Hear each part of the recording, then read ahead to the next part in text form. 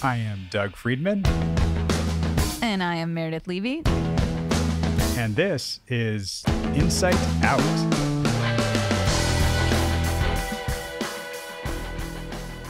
The edition where we talk about cognitive behavioral therapy. That's right. You've heard us say CBT many times, and this is what it stands for. And you say DBT a lot. So we should say what that is briefly. We should just explain everything. We're going to tell you everything in the entire world today. Buckle up. It's a 16-hour episode. DBT is dialectical behavioral therapy, which is a combination of cognitive behavioral therapy and Zen Buddhism / mindfulness. Mindfulness, yeah. And cognitive behavioral therapy, I mean, you'll hear different terms like cognitive therapy, cognitive behavioral therapy, and some of them... And just behavioral therapy. Right. I mean, there's a lot of terms like that, and it's really about how a clinician is using that particular approach. There are some therapists that say they do cognitive behavioral therapy and they make you do homework every week and use a workbook and you follow along and it's pretty regimented. There are others that just let it infuse their style and how they look at things and talk to you about things. So let's break it down. Cognitive thoughts, right? Right. I think so. Behavioral, behaviors, actions, right? Right. Yeah. So originally those were two separate, or they still are. There's three separate modalities, right? Cognitive therapy, behavioral therapy, and cognitive behavioral therapy. Right. And the cognitive being the thinking, the behavioral being the acting, and the both is how one influences the other. We call that the CBT loop or the CBT triangle, which we will have up on our website for you guys to check out. But the triangle, if you think of the 3 points as thoughts, feelings, behaviors, right? And a very, very simplified version of it is our thoughts determine our feelings. Our feelings determine our behaviors, and our behaviors will reinforce our thoughts. And it kind of just loops around like that. It's a very, very basic description. Yeah, so there's arrows in both directions, as you can see on the handouts. But so behaviors influence thoughts, thoughts influence behaviors, behaviors influence feelings, feelings influence behaviors. All of it goes in all the directions. Yeah, and I kind of work with whatever you're feeling, it's valid as a feeling. Where it's coming from might be a thought that's not accurate or that's distorted, and that's that. We talked about the CBT ways of thinking, the cognitive distortions, right? And those are ways of thinking that influence how our mind works and then where our feelings come from. So a lot of times one of my favorite things to do for myself or to say to clients is check the facts. So facts versus Right. feelings. Feelings are all valid, and yet is it a fact or is it a feeling? And sometimes our feelings 100% feel like a fact, and they're not. For example, you walk into a room and everyone's staring at me and, oh my God, they're judging me and they think I'm ugly and they think I'm stupid. And that is not true because Right. you don't know that. And that is a feeling, not a fact. Right. And it's unconsciously a way of thinking about those things. And that's those distortions that we think we know what they're, the mind reading, the fortune telling, we mix all those up all the time, but it's a style of thinking that leads to that. And it reinforces something at the core.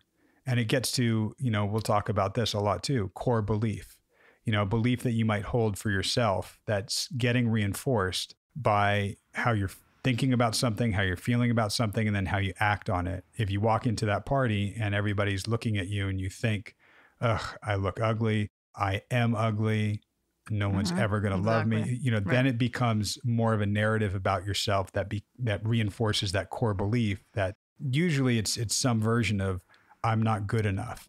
Exactly. So, Doug, why is this so important for us to know? And why do you and I both work in this a lot. Right.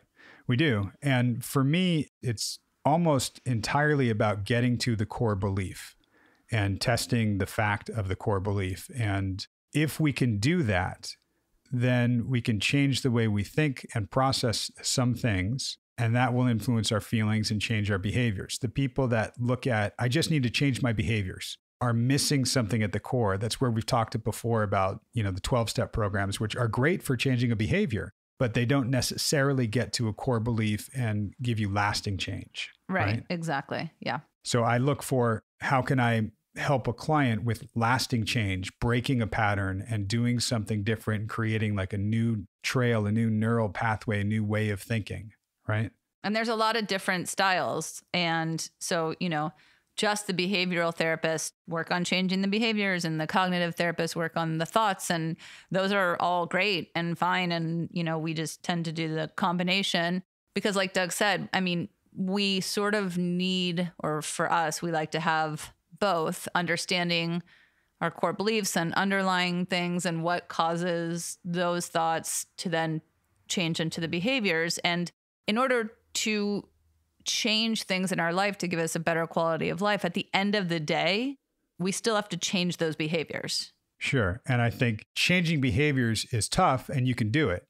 Changing a way of thinking is super tough, and you often need help for that.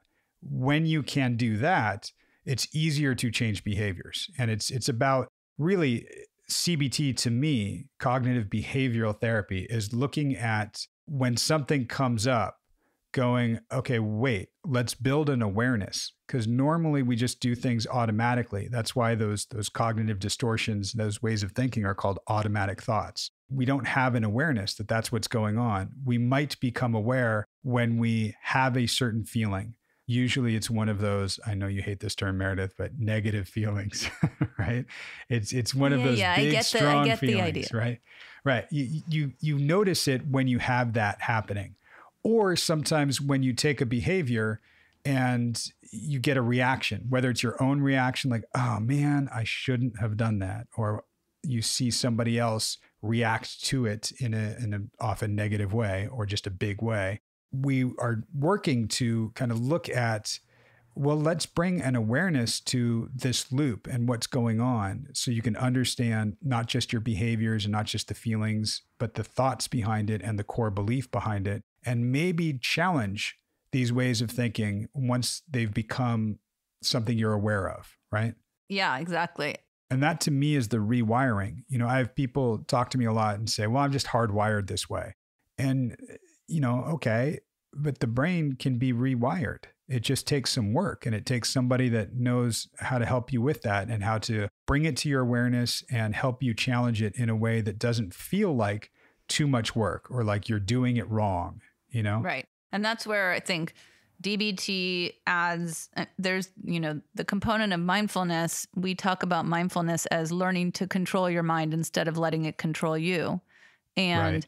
I think for a lot of people, that idea is just so foreign. Like, I can't control my mind. No, you can't completely control it. You cannot control the first thought or feeling that comes to your mind. The thought being, oh, I'm so tired, I don't want to exercise. And then the next thought you have, you can control. You can say, oh, okay, yeah, I don't want to, and I'm going to choose to anyway. And the next thought might be this automatic thought that comes up. And so again, it's constantly like you coming back again to be in control of the thoughts that come and the behaviors that come. Of course, we're always going to have these thoughts and feelings that come up that we can't control. It's just how much do we sit in them and let them run? Right. And how much do we punish ourselves for those thoughts? How much do we hold ourselves responsible and accountable for even having them in the first place? You've heard me say, and you guys have heard me say to Drew, the thought arises. You can't control a thought from coming up. It's what you do when it does come up. Right? Exactly. And DBT has a wonderful component, not just of the mindfulness, but something called radical acceptance, where even if you don't like the way something is, that's okay, right? And you have to learn to accept it for what it is and how it is. It's when we try to make it different and change it and change the way the world around us is. That leads to our suffering, that leads to our struggle. You don't have to like the way something is. Like if you go into the party and somebody goes, oh my God, that dress looks ridiculous on you. And if they're talking to me, they might be right. But if they were talking to Meredith, they would also be incorrect because I don't wear dresses. I know. I was thinking, I haven't seen you wear a dress since you were like 13. Yeah, I mean, unless it's a formal black tie event, maybe. Right. Which I go to all the time. That's right. Not anymore. Sad. It's something where if you can just accept that something is how it is and you don't have to like it, it makes it so much easier. When you try to make it different than how it is, it's almost impossible to do that. It's so hard to do that and not hold yourself accountable as well. Yeah. Right? And there's something that goes along with radical acceptance called turning the mind, which is, so we have this radical acceptance. Okay, I'm radically accepting that I am on fucking lockdown and, oh, wait till May 15th. That's great. Awesome. Radically accepting it. I don't like it. It fucking sucks. And I'm accepting it. And 5 minutes later, I might have this like, nope, not accepting it, not happening. I can't do it. I cannot do it. And so turning the mind means then, okay, it's trying to get back to that idea of radical acceptance, right? It's moving towards it. So then it just is going to happen over and over again. The word radical sounds like it has to be this huge thing. And, a lot of times radical acceptance, I often use the example of traffic because I just do not like traffic at all. Right. And so, radically accepting, okay, you know what? This is how it is. I cannot control it. What can I do in this moment to make it not worse? I may not make it better, but how can I make it not worse? Right. And I use traffic as an example too. It shows how LA we are, but I think there's traffic everywhere and not many people like it. It's when you pull up the GPS or you get on Waze and you look at like, well, look, I could take these 32 turns and shave off a minute and a half. Like, let me do that. And you create so much more anxiety doing that thing. Exactly. That's fighting something. That's trying to make something different than it is. And add to that, especially if you're with somebody and one of you was a little late getting out of the house, it was something we hear all the time, or fights like that, like, oh, God, we should have left earlier. Well, if you were ready on time, we wouldn't have this. And that's a form of beating yourself up for something. And what DBT also looks to do, not just the radical acceptance, but the compassion for yourself piece, which we were just talking about with Drew, that being able to go easy on yourself and recognize, sure, things might be the way they are and we don't like them. And that has to be okay because we can't change the way things are for the most part. Right. And then there's that balance between giving ourselves constant justifications and excuses and, oh, well, that happened. That's, too bad. I did that. I'm always fucking late. And, that's okay. And it's not okay if other people are depending on you. Right. So not beat yourself up and also do better. Yeah, I hear it a lot actually where people talk about drinking too much, and they'll say to me, oh God, yeah. And I woke up on Monday, I was just so freaking hungover. God, I'm such an idiot. Why do I keep doing that? I can't. And I let them do that because sometimes we need to vent. And then we'll look at, what was coming up? What was going on? And it's usually, I couldn't accept whatever in that moment of drinking a lot or whatever it was, I couldn't accept what was going on. So I wanted to just numb and get away or do something like that. Right. Or I'm just stuck in the coronavirus quarantine and I have nothing better to do. Sure. Yeah. Sure. Yeah. Mm-hmm. And it's hard to sit with some of that. So we go to a certain behavior and then that behavior will reinforce something because then, you feel even worse about it. You think worse about yourself. You go, oh man, it's the shoulds because you go, I shouldn't have done that. Right. And I hear that a lot and I kind of like pause. We can do the thing where we test the facts and we check the thoughts and we try to fine tune the core belief. There's also a piece of just having compassion for yourself and going, yeah, well, look, you might have had a decade or two of this pattern, of this coping mechanism, this defense mechanism. When I feel bad, I do this thing so I feel better. Okay. Well, let's recognize that that's something that you do and something that you've learned. That's that well-worn ski trail that you go down all the time. All right, we might look to shift that, but it's not going to change overnight. So give yourself a little break and have compassion for yourself. Don't give yourself a free pass. Exactly. to just go do whatever you want. But don't judge your judging. Exactly. So I think for me, using this form of cognitive behavioral therapy, really looking at our thoughts, our feelings, our behaviors, and when you get into that feedback loop, it can be a negative feedback loop where you don't even realize it, but you're reinforcing something that is a core belief that is probably not an accurate narrative, but it's been accurate for you for a very long time. So it feels real, it feels how you are, and we get stuck. And we just keep repeating that.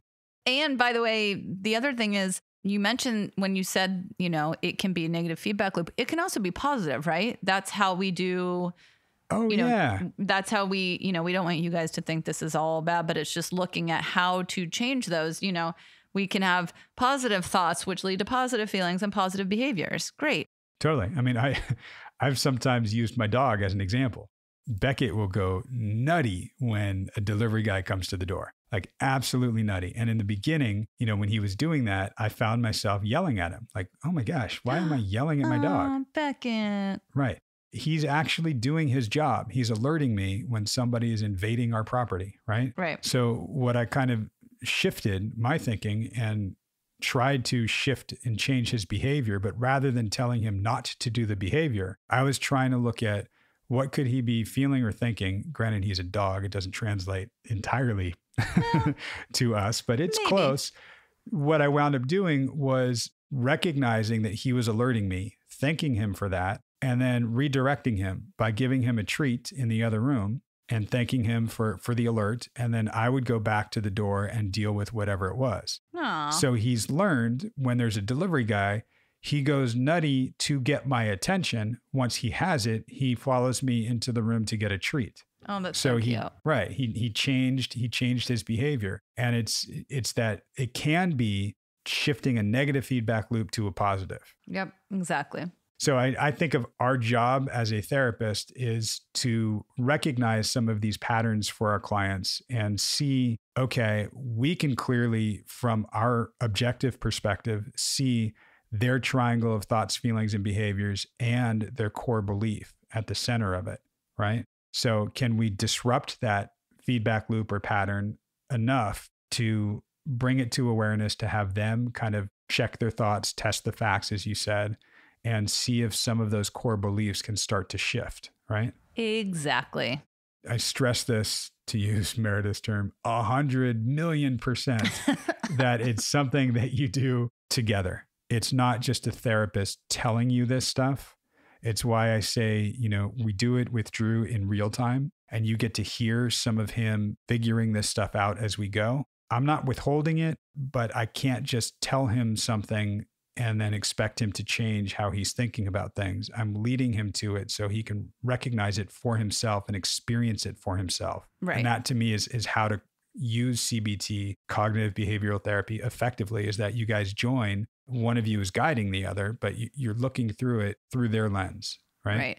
Also, just to let you guys know, this is just the tip of the iceberg with CBT and DBT and all of this. And there's so much more to know. We just really want to give you some basics and some resources because a lot of you have been asking about it. But, just so you know, this is not by any means an in-depth look at it. It's just sort of skimming the surface. So you can see the sort of the loop and the triangle and the CBT work in collaboration with Drew as we move through it. You've probably heard some of it already, but once you listen up for it, for that thoughts, feelings, behaviors, and the core belief at the center of it, you'll recognize it and you'll hear us working on this stuff and looking to shift things, which is pretty cool.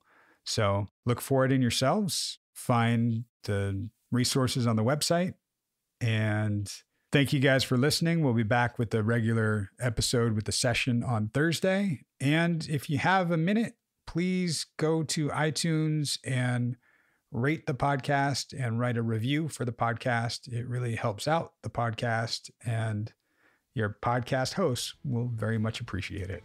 That would be us. That's us. Doug and Meredith and Beckett. And Beckett. We will talk to you in a few days. Bye. Bye.